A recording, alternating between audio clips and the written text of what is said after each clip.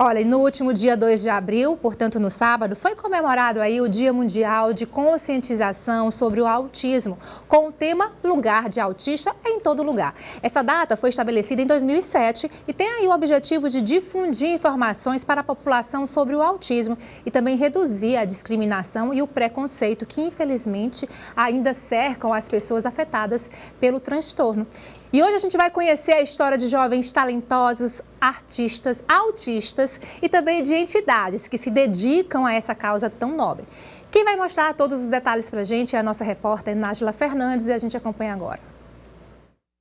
O João Pedro tem 12 anos. Na escola, está no 7º ano e gosta de carros. Ele passa o tempo assistindo corridas no celular.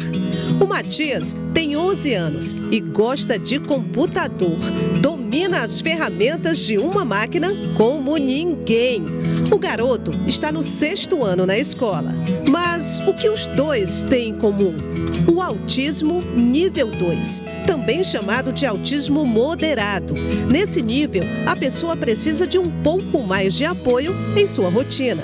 O João Pedro, quando ele não estava na instituição da AMA, era dificuldade para andar, as pessoas não respeitavam, ele era muito agressivo. E depois que eu conheci a AMA, ele começou a fazer as terapias, o João Pedro melhorou bastante. A minha dificuldade em casa melhorou. Desde que ele era pequenininho, que ele tá na AMA, muito pequenininho mesmo. Todo mundo quando vê ele hoje surpreende, porque quando ele era pequeno ele corria, ele era agitado, ele não obedecia. Hoje ele já tá mais calmo. Hoje ele tá se comunicando melhor, ele faz um comando, ele atende. Só que é do tempo dele, mas ele atende. O transtorno do espectro do autismo, também conhecido como TEA, é uma condição de saúde caracterizada por déficit na comunicação social, seja ela verbal e não verbal, e comportamento. Há muitos subtipos do transtorno. Para ajudar no desenvolvimento de crianças e adolescentes com autismo, a AMA oferece atendimento com uma equipe multiprofissional. A AMA ela oferta o trabalho de psicóloga, de fono, de terapia ocupacional. Tem toda a assistência à criança que a criança precisa. E a gente vê a diferença de uma família quando ela entra na AMA. E com alguns anos, a gente vê a melhora cada dia mais. Os atendimentos na AMA são realizados neste espaço, divididos em salas. A equipe multiprofissional que faz atendimento na associação é mantida em parceria com o Estado e com o município. Atualmente, a AMA atende 170 famílias, mas a lista de espera é de 600. E por falta de uma maior estrutura, essa espera acaba sendo mais longa.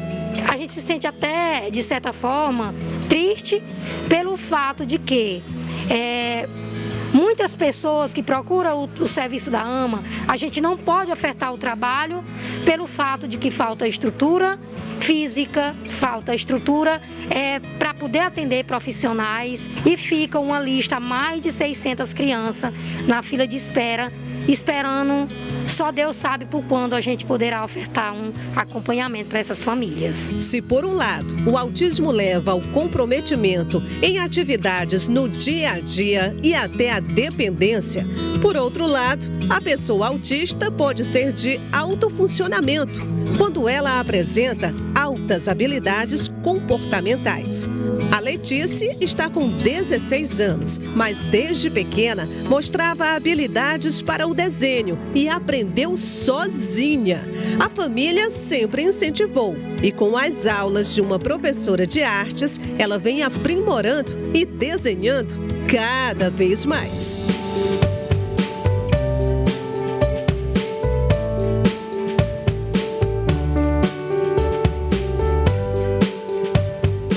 Os talentos são diferentes. A Juliana é estudante de psicologia e cantora. Eu costumava cantar em eventos escolares, Dia das Mães, Dia dos Pais, Dia dos Professores e outros dias comemorativos. Em 2019, fui convidada para participar do 2º Congresso Internacional de Autismo, cantei 2 músicas, foi uma experiência maravilhosa. O apoio que os autistas necessitam é transformado por essas mães em puro amor. E a Juliana está aqui, um modelo, uma inspiração para mães de autistas, né, que estão inseguras. E é um exemplo para as mães verem que eles podem chegar longe, irem muito longe, ter produtividade, ter uma vida legal, assim como a Juliana. Um dia é pra gente sofrer, o outro pra desabafar. Eu chorarei amanhã, hoje o que eu quero é sambar. Que linda que é a Juliana, né? E olha, o dia 2, que foi o sábado, foi o Dia Mundial, mas na verdade o dia abriu, né, uma série de atividades que se prolongam aí durante todo o mês de abril, que é o Abril Azul, que busca justamente, né, voltar esse olhar para o problema com o objetivo de ajudar essa população de todo mundo a se conscientizar sobre a inclusão, a importância da inclusão de pessoas com autismo. Para a gente entender um pouquinho mais sobre esse assunto, a gente vai conversar a partir de agora com o neuropediatra, Dr. Richelo Lima, que é um querido, né? Fico muito feliz de você estar aqui no nosso primeiro programa. Seja bem-vindo ao Tem de Tudo da TV, tá certo? Eu que agradeço o convite, é uma satisfação estar aqui no seu programa, nessa estreia que tá linda, falando sobre esse tema tão importante que é o autismo e a importância da sua conscientização mundial, né? Tá certo. Vamos começar explicando do comecinho, né? Vamos primeiro entender o que é o autismo, doutor. A gente tem um trabalho de tentar desmistificar essa coisa de doença. O autismo, na verdade, não é uma doença. Ele é uma condição, é um distúrbio do desenvolvimento neurológico infantil, que começa aí nos primeiros anos de vida. E a gente, nesse desenrolar de avaliação, a gente verifica o quanto que esse transtorno é capaz de atingir e de atrapalhar a forma de comunicação dessas crianças e a maneira como elas veem o mundo. O autismo, ele tem características específicas, Shirley. Então, assim, com esse trabalho de avaliação, a gente identifica esses sinais, que são principalmente o atraso de fala, mas nós temos autistas que falam, por isso que é importante essa verificação com detalhes. Nós temos grandes problemas na interação social e são crianças que muitas vezes apresentam comportamentos restritos e repetidos. Na verdade, como esse diagnóstico depende do desenvolvimento daquela criança, ele não pode ser dado tão cedo, né? É preciso que a criança chegue àquela idade de começar a falar, é preciso que a criança chegue àquela idade de começar a interagir. Então, geralmente, isso é feito por volta de 3, 4 anos, é que a gente pode ter, né, uma ideia se aquela pessoa é portadora ou não, não é isso? Na verdade, a gente já trabalha com uma coisa chamada diagnóstico precoce, onde em torno de 1 ano e meio a 2 anos, a gente consiga fazer esse diagnóstico de forma segura, para que a gente consiga colocar essa criança em tempo hábil nas terapias e a gente consiga aí bons resultados de desenvolvimento. Agora, doutor, a gente sabe que são vários graus, né? Existem vários graus de autismo. Existem aquelas pessoas que, de repente, é autista, pode ser que tenha uma pessoa que é autista e nem sabe disso, está aí na vida adulta e nem sabe porque num grau mais leve, isso pode acontecer? Pessoas que já descobrem o autismo na vida adulta? Pode acontecer. Uma coisa importante é que o autismo começa na infância, mas assim, essas crianças, elas vão se tornando adolescentes e adultos. E hoje, por que a gente tem uma grande quantidade de autistas? As pessoas me perguntam muito. Os critérios diagnósticos, eles foram modificados, eles estão mais ampliados e nós temos mais profissionais capacitados para fazer esse diagnóstico. Então, às vezes pode acontecer sim. Às vezes a gente atende a criança no consultório e às vezes a gente verifica que os pais têm um transtorno do espectro. Existem graus realmente, né, níveis que a gente diz nível 1, 2 e 3. O nível 1 seria aquela criança que tem a fala preservada, tem um nível bom de inteligência, mas ainda tem todas as outras características do espectro. O nível 1, né, que é o mais leve. O nível 2 é o nível que a gente vê habitualmente no consultório, que tem todas as características que a gente colocou no começo da entrevista, que é o atraso de fala, dificuldade de interação e os comportamentos repetitivos. E o nível 3 seria aquela criança que tem todos os elementos do nível 2, mas tem um comportamento mais agressivo, às vezes um pouco mais de descontrole. A gente precisa fazer medicações para ter um controle efetivo do transtorno do espectro. Eu ia perguntar como é que é o tratamento, mas o senhor, como começou a entrevista dizendo que a gente quer tirar essa história de que é uma doença. Então, eu não vou falar tratamento, eu vou falar o acompanhamento, né? As terapias. Como é que isso é feito? Isso é um trabalho de uma equipe multidisciplinar, né? Porque envolve aí vários segmentos, né? Fala, né?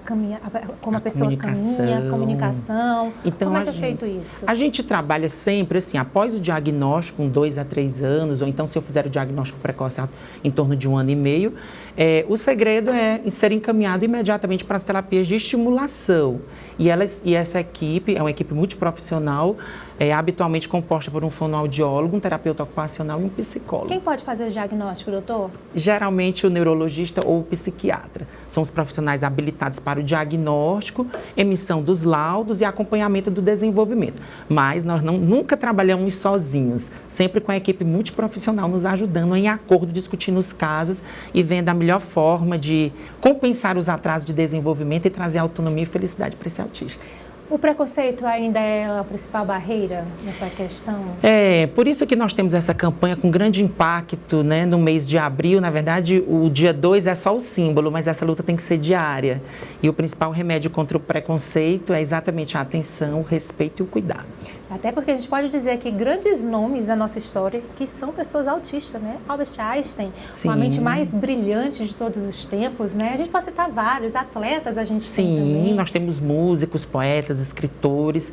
Por quê? Porque são autistas que têm hiperfoco, eles têm grande interesse em algumas áreas do conhecimento. E, a depender desse hiperfoco, ele pode ser, sim, utilizado como profissão. Se eu tiver uma pessoa, um autista, que tem hiperfoco em música, ela pode sim se tornar um cantor. Olha isso, muitos talentos, né? E aí mais inclusão e autonomia, que é o que a gente quer. Hoje a gente está só começando, né, as atividades, e a gente está aqui à disposição de recebê-lo outras vezes, porque é importante a gente chamar a atenção da conscientização, não é preconceito, isso não existe. E é preciso que se converse, como o senhor falou, não só no mês de abril, mas todos os dias, né? É um trabalho constante e permanente. Claro, a luta tem que ser diária, a gente está à disposição para aumentar esse nível de conhecimento da população, afinal, 2% da população mundial é autista, então não se justifica que só os profissionais saibam sobre o autismo. Toda a população deve saber, e a gente deve cada vez mais pensar em políticas que incluam essas pessoas para que elas tenham autonomia e sucesso. Doutor Richello, foi um prazer receber o senhor aqui na nossa estreia. A porta da casa está sempre aberta, tá bom? Vamos falar disso outras vezes. Claro, estou à disposição. Obrigada a você pelo convite. Obrigada, tá certo?